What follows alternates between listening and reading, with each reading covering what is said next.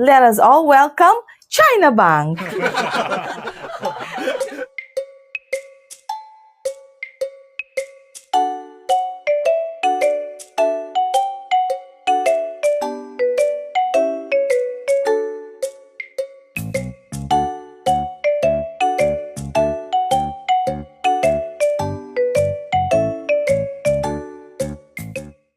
Hi everyone, Crisel Morales here. Welcome back sa ating YouTube channel.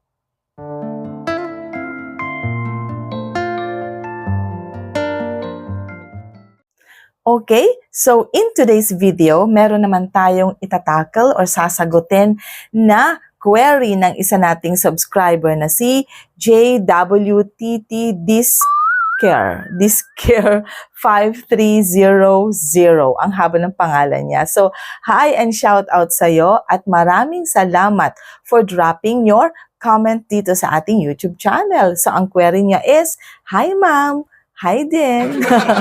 Meron ba silang cash installment tulad ng BDO under sa video natin ng China Bank Freedom Mastercard? So tinatanong niya kung meron din daw cash installment na tulad ni BDO. Okay, so today aalamin natin ano bang meron si China Bank para sa atin. First of all, ano nga ba ang advantage of applying for an installment? Basically, the payment convenience is number one. Alam mo yung hindi ka magbabayad kaagad, hindi mo babayaran ng buo yung purchase mo kasi nga na-approve ka sa installment. So kapag na-approve ka sa installment, yung convenience mo na babayaran mo siya ng parang kung baga tingi-tingi or partial payments monthly kasi paunti-unti, and that is really the convenience na binibigay naman sa atin ng installment. However, we have to take note na of course certain fees or interest is added dito sa ating purchases when we pay it in installment basis. Next advantage is the flexible terms that you can choose between 6 months, 1 year, 24 months, depende na kay bangko yan. At depende kung anong klaseng installment ang inaplayan mo. So, kapag meron kang flexible terms, kumbaga nakikita mo na hindi ka mahihirapang magbayad because you are given a longer term or siguro pwede ring shorter term kung yun ang gusto mo. Now, without you noticing the payment of fees and interest, because of course it gives you the convenience of paying those things that you've purchased in installment. Kaya nga okay na okay yon sa mga tanggap na magbabayad sila ng interest. Doon naman sa mga ayaw magbayad ng interest, ayaw magbayad ng fees at may pera talaga, then go. Pero yung mga talagang gusto installment kasi nga ayaw bayaran yung buo dahil may paggagamitan pa ng pera. At kung mas interesado tayo sa ganong setup ng payments, okay lang yon. Go na natin yan. Okay, honestly, wala pa akong credit card from China Bank. Pero dahil interesado ang ating subscriber na malaman kung meron nga bang cash installment si China Bank sa kanilang mga credit cards tulad ni BDO.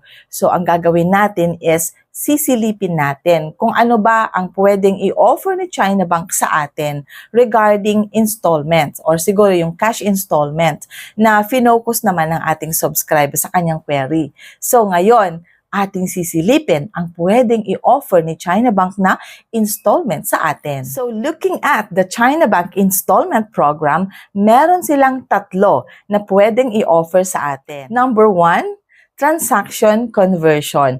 Ano naman ang transaction conversion? Yung mga straight payments natin, yung mga binayaran natin na purchases through our credit cards, na ipon yun, di ba? Nakikita natin yan, nagre-reflect yan sa ating transaction history. Pwede nating pa-convert into installment with light and easy fees and interest payable up to 24 months. O, di ba okay?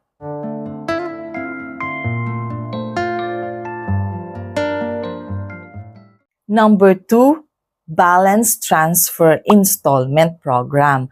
Ang balance transfer naman, hindi lang natin alam, pero malaki ang naitutulong sa atin ang installment program na to. Because in this installment, pwede nating kunin yung mga balances natin from other credit cards at i-transfer natin kay China Bank doon sa existing credit card natin, and we can pay it in installment with minimal add-on interest rates. So, paano nakakatulong? Of course, ito, halimbawa, kung tinatawagan ka na ng bangko mo dahil yung credit card mo with them hindi pa bayad ng ilang months, or siguro kung halos baka abutin ka na ng 1 year. So, bago ka magkaroon ng delinquency na record, pwede mong i-avail ang balance transfer program ni China Bank. So, eto, kailangan natin ng konting communication with the CSR para makita kung kaya ba ng credit limit mo na bayaran yung balances mo from other bank. Kasi kung kaya talaga, this is a big help. It's not really a very wise decision at all. But then again, this is a help na pwede nating makuha from the China Bank offering the balance transfer program. Number 3, the merchant installment program. Ano to? Ito yung isa sa mga pinakasikat na benefit of having a credit card. Ito yung ino-offer ng bangko na 0% interest, or ino-offer ni credit card na 0% interest whenever you shop doon sa kanilang affiliated shopping malls or shopping centers. So eto, we can avail it anytime. Ang gawin lang natin, kailangan magtanong tayo kay merchant or kay store kung affiliated sila with China Bank credit card. And tanungin natin if we can avail a certain product, paying it through our credit card, availing it in an installment with 0% interest.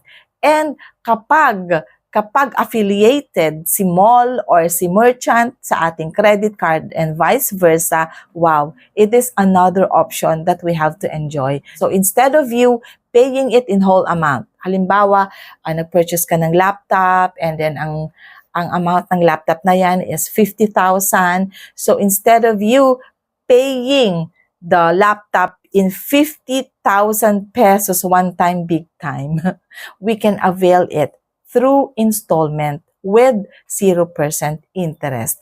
Ngayon, hindi natin to maa-avail kapag hindi tayo talkative, no? So, kailangan magtanong palagi kay merchant. At kung ang sagot ni merchant is yes, edi i-go mo na yan kasi ang gaan talaga.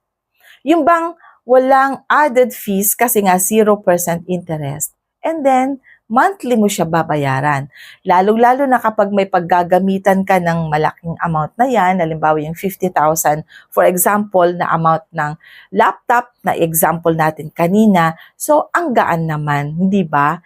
Ngayon, kailangan lang po clear sa atin na kapag mag-avail tayo ng installment, available yung credit limit.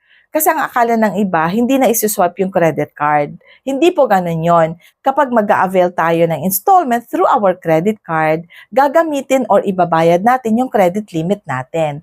Pero pagdating ng payment, hindi natin siya babayaran ng buo, installment na siya kay bangko. Yun po ang ibig sabihin nun. So sana klaro sa ating lahat.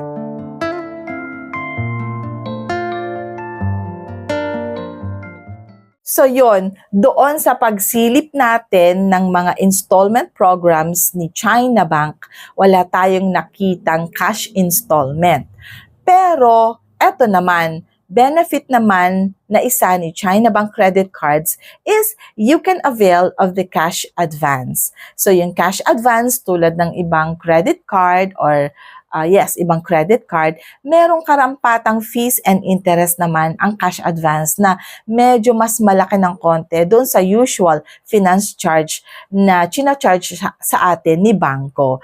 Kaya kapag mag-avail tayo ng cash advance, kailangan we have to be aware of the charges and fees na kinokolek or pwedeng i-collect ni bangko sa atin. So in this case, Sa mga may credit card na ng China Bank, pwede nating kausapin ang customer service representative ni China Bank to ask more about the cash advance. And we can apply of the personal loan. Meron silang ino-offer. Si China Bank nag-o-offer ng personal loan at ang number one requirement is credit card. So, kapag may credit card ka at hindi ka maka-avail ng cash installment, pero pwede kang mag-avail ng personal loan, pwedeng-pwede. So, as what I've said a while ago, the key is speaking with the customer service representative. Okay, so there you go. Maraming salamat po from the bottom of my heart. And sana sa mga hindi pa nag-subscribe, na dumadaan lang po dyan, sana makapag-subscribe naman kayo sa ating YouTube channel.